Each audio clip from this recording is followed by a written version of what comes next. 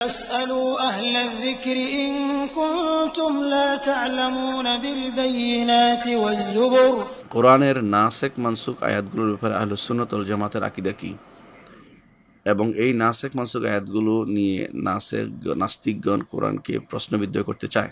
আর মুরতাজিলা বলে কোরআন এমন আয়াত নাই যেটা মনসুখ হয়েছে, কোরআনে এমন আয়াত নেই যেটা মনসুখ হয়েছে। সুতরাং এই বিষয়ে আমাদের অবস্থান সঠিকভাবে কি রাখা উচিত? সুন্দর প্রশ্ন। কোরআনে নাসেখ এবং মনসুখ আছে এবং থাকবেই। কেন থাকবে? আল্লাহ তাআলা তাঁর বাণী এটা, তিনি আগে এটা নাজিল করেছেন, দেখেছেন বান্দার অবস্থা দেখে। যেমন প্রথমে বলেছেন যে আল্লাহ তাআলা যে যখন মদ হারামের ব্যাপারে প্রথম শুরু করেছেন যে তাত্তাখিযুনা মিনহু রিজকান হাসানা, এটা তোমরা খেয়ে থাকো। এরপর আল্লাহ তাআলা নাজিল করলেন যে তোমরা সালাতের সময় খেও না। এরপর আল্লাহ তাআলা নাজিল করলেন কঠিনভাবে যে তোমরা এটা কোনোভাবেই খেও না, এটা শয়তানের কর্মকাণ্ড, আমালিশ শয়তান ফাজতানিবুহু। তাহলে আল্লাহ তাআলা অনুরূপভাবে আল্লাহ তাআলা যখন আগে ব্যভিচারের শাস্তির ব্যাপারটি দেখেন, সেখানে ছিল ব্যভিচারের শাস্তি যে বেঁধে তাকে ঘরে আটকে রাখতে হবে যতক্ষণ না তার মৃত্যু হয়। পরবর্তী আল্লাহ তাআলা বলেন যে যদি কোনো অবিবাহিত হয় তাকে 100 বেত্রাঘাত, বিবাহিত হলে তাকে মৃত্যুদণ্ড। তাহলে দেখা গেছে যে নাসেখ মনসুখ এখানেও আছে। আবার দেখেন ইয়ার ব্যাপারেও, এই যাদের স্ত্রী স্বামী মারা যায়, স্ত্রীদের সেখানেও স্ত্রীদের যে কতদিন পর্যন্ত ইদ্যুৎ গণনা করবে, সেখানে 1 বছর ছিল, পরে সেটা 4 মাস 10 দিন হয়ে গেল। এটা কোরআন দিয়ে সাব্যস্ত, কোরআনে কারীম দিয়ে। অথচ ঠিকই কোরআন 2টা আয়াতে সূরা বাকারাতে আছে। তাহলে আমরা কি বুঝলাম? এই আয়াতগুলো দ্বারা আমরা বুঝতে পারছি যে কোরআনে কারীমে নাসেখ এবং মানসুখ আছে। এবং আশ্চর্য জিনিস হচ্ছে, যারা অস্বীকার করে তারা কিন্তু এর কোনো জবাব দিতে পারবে না। হ্যাঁ, কারণ নাসেখ মানসুখ কেন আছে? নাস্তিকরা যাই বলুক না কেন, নাস্তিকরা তো আল্লাহকে মানেই না, তাদের ব্যাপারে আমাদের কোনো কথাই নেই। তারপরেও তারা যদি সত্যি মানে, তাদেরকে জিজ্ঞাসা করতে হবে যে ছোটোকালে তার যে পোশাকটা ছিল, বড় হলে তার কি ওই পোশাকটাই পরে, না বড় হলে ভিন্ন পোশাক পরে? জিজ্ঞাসা করতে হবে। যেহেতু বড় হলে তার পোশাক ওইটা আর কাজে লাগে না। আল্লাহ তাআলা ঈমান নিয়ে আমাদেরকে প্রথমে ঈমান নিয়ে প্রাথমিকভাবে সাহায্য করেছেন যে তাদের এই বিধান দিয়ে দেখি, আমার বান্দা এই বিধান দিয়ে হয়তো চলতে পারবে। যখন দেখেছে আমরা এর চেয়ে ভালো উত্তম বিধানে চলে যেতে পারবো, আল্লাহ বলেছেন ঠিক আছে, তাকে উত্তম বিধানটা দেই। এখানে কি সমস্যা হয়েছে এটা তো আমার বুঝে আসে না। আমাদের দিকে তাকিয়ে তিনি তার বিধানগুলি যখন ইচ্ছা তখন পরিবর্তন করে দিয়েছেন। সর্বশেষে তিনি দেখেছেন যে ঈমানদার একটা বিরাট গোষ্ঠী তৈরি হয়েছে যারা আমার বিধান প্রতিপালন করতে পারবে, এবং পরবর্তী জেনারেশন যারা এরকম তৈরি হয়ে গেছে এখন আর তাদের পরিবর্তনের প্রয়োজন নেই, যদি তিনি স্থায়ী করে দিয়েছেন। সেখানে আর নাসেখ এবং মনসুখ আলাদা নেই। আশ্চর্য হবেন যে যুগ যুগ ধরেই নাসেখ মনসুখ ছিল।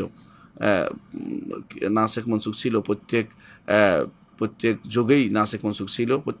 যত কিতাব আছে সমস্ত কিতাব আপনি দেখবেন যে মুসা আলাইহিসসালামের কিতাবে যা ছিল, ঈসা আলাইহিসসালামের কিতাবে তার থেকে কিছু নাস্খ করা হয়েছে। তাহলে কি সমস্যা? এটা তো ওরাই বলতে পারবে যে কেন ওরা এরা নিয়ে কথা বলে। আল্লাহ তাআলা সবই জানেন, তিনি আগে পিছিয়ে সব জানেন, জেনেই তিনি সেটা করেছেন। কি আমার বান্দা এই মুহূর্তে এর চেয়ে ভালো পারবে না, এই জন্য তিনি সেটা দিয়েছেন। এরপর তিনি দেখেছেন যে এর চেয়ে উত্তম যেটা আমি মনে করি সেটা দিই। আল্লাহ তাআলা এই জন্য বলছেন মা নানসাখ মিন আয়াতিন আও নুনসিহা না'তি বিখাইরিন মিনহা আও মিসলিহা, যে আয়াতকে আমরা নাস্খ করি আও নুনসিহা অথবা ভুলিয়ে দেই। হ্যাঁ, দুইটাই হয়েছে, দুই রকমের আয়াতে ছিল। আমরা জানি যে সূরা তালাক অনেক লম্বা ছিল, বলা তালাক বলা হয়তো তার সূরাতুল বাকারা সোগরা, ছোট সূরা বাকারার মতো এত বড় ছিল। আল্লাহ তাআলা সেটাকে ভুলিয়ে দিয়েছেন, প্রয়োজন। আল্লাহ তাআলা দেখেছেন যে বন্দার এখন আর প্রয়োজন নেই, তিনি তার কাছে নিয়ে গেছেন তার বাণীকে, আর যেটা রেখে দেওয়ার সেটা রেখে দিয়েছেন। তো সেটাতে আমরা দেখতে পাই যে এই আয়াতগুলো প্রয়োজন চলে যাওয়াতে তিনি সেগুলি নিয়ে গেছেন। তারপর কখনো সেটা বদল দিয়েছেন, পরিবর্তন দিয়েছেন, কখনো দেননি। আল্লাহ তাআলা যেটা ভালো মনে করেছেন। তো সেখানে সমস্যা কোথায়? আল্লাহ তাআলা আগে এই নয় যে আগে এটা দিয়েছেন তিনি জানতেন না পরিণাম, এটা নয়, তিনি জানতেন, জেনেই ভালো করে দিয়েছেন যে আমি এটা দেই, আমার বান্দা এই মুহূর্তে চেয়ে ভালো পারবে না, এই মুহূর্তে সেই মুহূর্তের জন্য সেটা দিয়েছেন। পরবর্তী তিনি দেখেছেন বান্দাদের আলহামদুলিল্লাহ ইমানই মজবুতি আছে এবং ভবিষ্যৎ প্রজন্ম সবাই ইমান পালন করতে পারবে, তখন তিনি স্থায়ী করে দিয়েছেন। সুম্মা ইউহকিমুল্লাহু আয়াতিহি, আল্লাহর আয়াতগুলিকে আল্লাহ মুহকাম করে দিয়েছেন। এখন আর সেখানে কোনো মনসুখ নেই। কোরআন আয়াত যেগুলো আছে সেগুলো হ্যাঁ পঠিত হবে, সেগুলি জানার জন্য, সেগুলিতে জ্ঞান অর্জন করতে হবে যে আল্লাহ তাআলা তিনি আমাদেরকে কত দয়ালু, দয়া পরবশ হইয়া প্রথমে এই বিধান দিয়েছিলেন, পরবর্তী এই বিধান দিয়েছেন, এবং এর মধ্যে আমাদের জন্য উপকারিতা রয়েছে। এবং এর মধ্যে আরও বড় জিনিস হচ্ছে ইমানের পরীক্ষা হয়ে যাবে। কে আল্লাহ তাআলার বিধান আগেরটাও মানে, পরেরটাও মানে। আর যারা ইমানে সমস্যা, তারা পরেরটা মানবে না, আগেরটা মানবে, এরকম অবস্থা তৈরি হবে। যারা আগ পিছ মানবে না, যারা মানবে যে কেন এটা হয়। দেখুন, আল্লাহ তাআলা যখনই কোনো আয়াত নাজিল করেছেন, পরবর্তীতে আল্লাহ তাআলা যখনই কোনো আয়াত নাজিল, সেখানে যদি কোনো কিছু অবস্থা তাদের বুঝে না আসে, তখনকার সময় রাসূলের যুগেও কেউ কেউ সেটা নিয়ে উচ্চবাচ্য করেছে। আল্লাহ তাআলা যখন বললেন যে জাহান্নামের ফেরেশতা 19 জন, কিছু মানুষ এ নিয়ে তখনকার সময় রাসূলের যুগে কিছু মানুষ বলল যে এটা কী জন্য?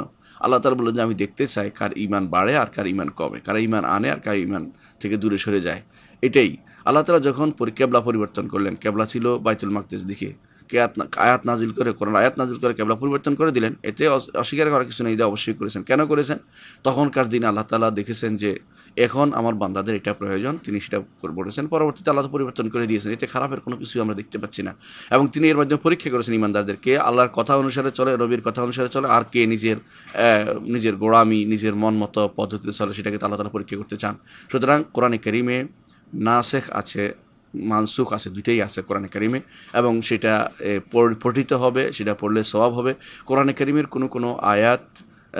কোনো আয়াত মানসুখ হয়ে গেছে, পঠিত হওয়াটা, কিন্তু তার বিধান রয়ে গেছে। যেমন আশ-শাইখাতু ওয়াশ-শাইখাতু ইযা যানায়া ফারজুমুহুমা নাকালা মিনাল্লাহ আল্লাহু আজিজুন হাকিম।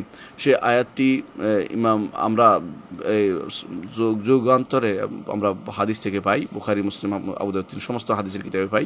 ওমর রাদিয়াল্লাহু আনহু বলছেন যে এটা বাস্তবায়ন করতে হবে। এটা অবশ্যই তিনি বাস্তবায়ন করেছেন, যুগ বাস্তবায়িত হয়েছে। রাজমের আয়াত, অর্থাৎ যারা বিবাহিত ব্যভিচারী, তাদের জন্য এই শাস্তির বিধান রয়ে গেছে, এবং এটা হাদিস ছিল, কোরআন আয়াত ছিল, এখন হাদিস হিসাবে সেটার আমল করতে হয়। এখন যেহেতু মানসুখ হয়ে গেছে, তেলাওয়াতটা কিন্তু হুকুমটা রয়ে গেছে, হাদিস হিসাবে সেটা আছে বুখারীতে, মুসলিম, সমস্ত হাদিসের কিতাবে, সেজন্য এটার আমল করতে হয়। এবং সেটা উম্মতে মুসলিমার ঐক্যমত। এখন কেউ যদি এটা ইমান তার যার দুর্বল, যার ইমান আল্লাহর উপর ইমান যার মজবুত নয়, সেই ব্যক্তি এটা নিয়ে উচ্চবাচ্য করতে পারে, কথা বলতে পারে। তার কারো উচ্চবাচ্য, রক্তচক্ষু বা কারো মনের প্রশান্তির জন্য আমরা কোরআন হাদিস মানি না। আমরা আল্লাহ তাআলার বিধানকে মেনে চলি। তিনি যা নির্দেশ দিয়েছেন সেটাকে যথাযথভাবে বাস্তবায়ন করি। তিনি যখন যেটা আমাদের জন্য ইহদিসু মা ইয়াশা, তিনি যা ইচ্ছে তা তিনি করতে পারেন, এবং এটাকে আমরা কখনো খারাপভাবে দেখি না, এবং আমি মনে করি না ঈমানদার কখনো এটাকে খারাপভাবে দেখতে পারে। মুতাজিলারা কেন বলেছে? মুতাজিলা বলার কারণ হচ্ছে, মুতাজিলা মনে করে যে আল্লাহ তাআলার একটি গুণ হচ্ছে কাদিম, সবচেয়ে বড় গুণ, আর কোনো গুণ নেই, অর্থাৎ প্রাচীন হওয়া। অথচ আল্লাহ তাআলার প্রাচীন গুণ হয়, এই কথাটা আল্লাহ তাআলা কখনো বলেন নাই, রাসূলও বলেন নাই। আল্লাহ তাআলার গুণ হচ্ছে আল আউয়াল, তিনি সর্বপ্রথম অর্থ এই নয় যে তার কোনো গুণ যখন ইচ্ছা তিনি বাস্তবায়ন করতে পারেন না। তার কথা এটা বলবেন, পরে আরেকটা বলবেন, বলতেই পারেন, পরপর কথা আছে। তিনি আগে আদমকে বলেছেন, পরে নূহকে বলেছেন, পরে ইব্রাহিমকে বলেছেন, পরে মূসাকে সাথে কথা বলেছেন, পরে ঈসার সাথে কথা বলেছেন, পরে মুহাম্মদ রাসূলুল্লাহ সাল্লাল্লাহু আলাইহি ওয়াসাল্লামের সাথে কথা বলেছেন, পরে কিয়ামতের দিন সবার সাথে কথা বলবেন। তাহলে তিনি পরপর কথা বলবেন না কেন? সমস্যা কি? যখন তিনি যেটা বান্দার উপকার মনে করেন সেটা তিনি বলবেন। কিন্তু মুতাজিলারা মনে করে আল্লাহ কথা বলতে পারেন না, আল্লাহ কথা বললে তো পরে কথা হয়ে যায়, পরে কথা হলে তিনি পরের যে জিনিস পরে আসবে সেই জিনিস তো নতুন হয়ে গেল, নতুন হলে আল্লাহর কাছে নতুন যোগ হইল, নতুন যোগ হইলে এই জাতীয় হইলে এর অর্থ হচ্ছে তারা নিজেরা বসে একটা থিওরি বানায়, যেটা বিশেষ করে তারা ধার করেছে গ্রিক দর্শন থেকে, এবং সেটা মুসলিমদের মধ্যে পাচার করেছে। দুর্ভাগ্যবশত এই দর্শনগুলো হুবহু রয়ে গেছে আশায়রা এবং মাতুরিদিয়া ফেরকার মধ্যে, এবং তারা সেটার কারণেই তারা আল্লাহর সিফাতগুলোকে অস্বীকার করে থাকে। তো আল্লাহ তাআলা নাসিখ এবং মনসুখ থাকবে না, তিনি এটা হতেই পারে না। তিনি যা ইচ্ছে তা করতে পারেন। আল্লাহ তাআলা যা ইচ্ছে তা ইয়াফআলু মা ইয়াশা, তিনি যখন ইচ্ছা সেই নির্দেশ তিনি দিবেন। তিনি যে শরীয়ত তিনি আদম আলাইহিস সালামকে দিয়েছেন, সেই শরীয়তে ইব্রাহিম আলাইহিস সালামকে পরিচালিত হতে বলেন নাই। যে শরীয়ত ইব্রাহিম আলাইহিস সালামকে দিয়েছেন, সেই শরীয়তে আবার আমাদের শরীয়তে নেই।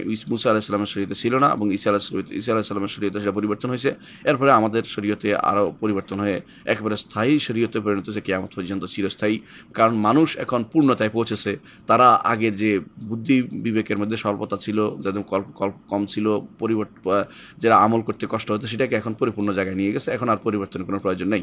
একজন মানুষ যখন পরিপূর্ণতায় চলে যায়, তখন তার যেমন আর পরিবর্তনের প্রয়োজন নেই, তেমনিভাবে এখন আর পরিবর্তন পরিবর্তনের কোনো প্রয়োজন নেই। এখন সবই আল্লাহ তাআলা এই জন্য সব কিছুকে নির্ধারণ করে দিয়েছেন। সর্বশেষ যেটা ছিল সেটাই থাকবে। আর আমরা কোনো নাসখ মানসুখ বা এরপরে আর কোনো নাসখ মানসুখের বিধান আসবে না, কারণ আল্লাহ তাআলা যেটা করার প্রাথমিকভাবে করে দিয়েছেন এবং সর্বশেষ যেটার উপরে উম্মতে মুসলিমা ওই যেটার উপরে তিনি ইসলামকে পরিপূর্ণ করে দিয়েছেন, আল-ইয়াওমা আকমালতু লাকুম দীনাকুম ওয়া আতমামতু আলাইকুম নি'মাতি ওয়া রাদিতু লাকুম ইসলামা দীনা। সে তার উপরে আর কোনো পরিবর্তন হবে না। এর আগে তিনি সময় উপযোগী অবস্থা অনুযায়ী মানুষের এবং